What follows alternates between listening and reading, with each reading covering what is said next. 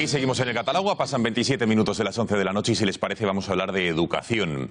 Y vamos a hablarlo porque en las últimas semanas venimos contándoles algo preocupante, algo que ya lo habíamos denunciado en los últimos años, pero que ya lo habíamos constatado de alguna manera, pero que ahora ya es la prueba evidente de que está ocurriendo. Esto, por cierto, lo escucharán, esto incluso llegaron en colegios de nuestro país, cómo se adoctrina directamente a los niños y cómo incluso algunos de los niños hablan mal de intereconomía. Entiendo porque sus profesores en clase les hablan mal de intereconomía, etcétera, etcétera, que vamos contra Cataluña, bueno, etcétera. Eso lo escucharán luego, ese famoso vídeo de los petits artistas. Bueno, ¿qué ha ocurrido? Pues que el presidente de la Asociación Nacional de Editores de Libros y de Material de Enseñanza ha comparecido en el Pacto por la Educación en el Congreso y puso el dedo en la llaga en uno de los asuntos más polémicos que afectan a la elaboración de textos. Y es que admitió que el colectivo tiene que lidiar de alguna manera con presiones que reciben de los gobiernos autonómicos a la hora de realizar el contenido de los libros de texto.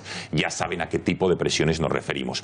Estas diferencias a las que hacía referencia el presidente de los editores quedaban reflejadas también en el informe que un sindicato catalán llamado AMES hacía sobre el adoctrinamiento partidista en los libros de texto de esa comunidad autónoma.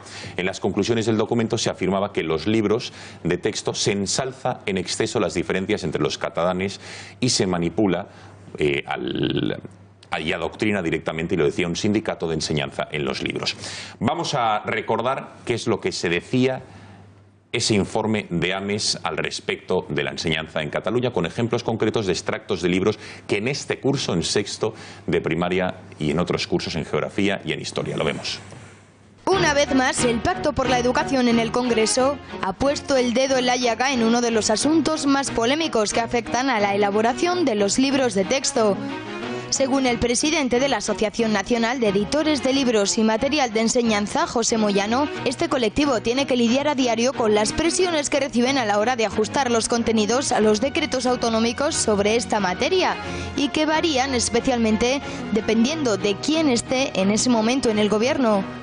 Por ejemplo, cuando elaboran un libro sobre geometría en Andalucía tienen que salir los azulejos de la Alhambra porque estamos en Andalucía. Hasta ese punto hemos llegado. ¿Y con qué material enseñan en Cataluña? En la mayoría de los libros, a España como tal no le dedican ninguna página, tan solo se refieren a ella como nación y sus intervenciones respecto a Cataluña son de confrontación. A los alumnos de quinto de primaria también les enseñan la organización de Cataluña sin ninguna referencia a España ni a la lengua española. Es decir, no encontramos ninguna mención al Congreso de los Diputados, ni al Rey, ni al Gobierno de España. Estas diferencias a las que hace referencia el presidente de los editores han quedado reflejadas en un informe que revela el adoctrinamiento independentista en los libros de texto de Cataluña, donde España es prácticamente invisible en el relato histórico y geográfico que ofrecen. De hecho, en la mayoría de los libros de quinto y sexto de primaria se pone como ley principal al Estatuto de Autonomía, se da a entender que Cataluña es otro país de la Unión Europea o se convierte el Reino de Aragón en la inexistente corona catalano-aragonesa.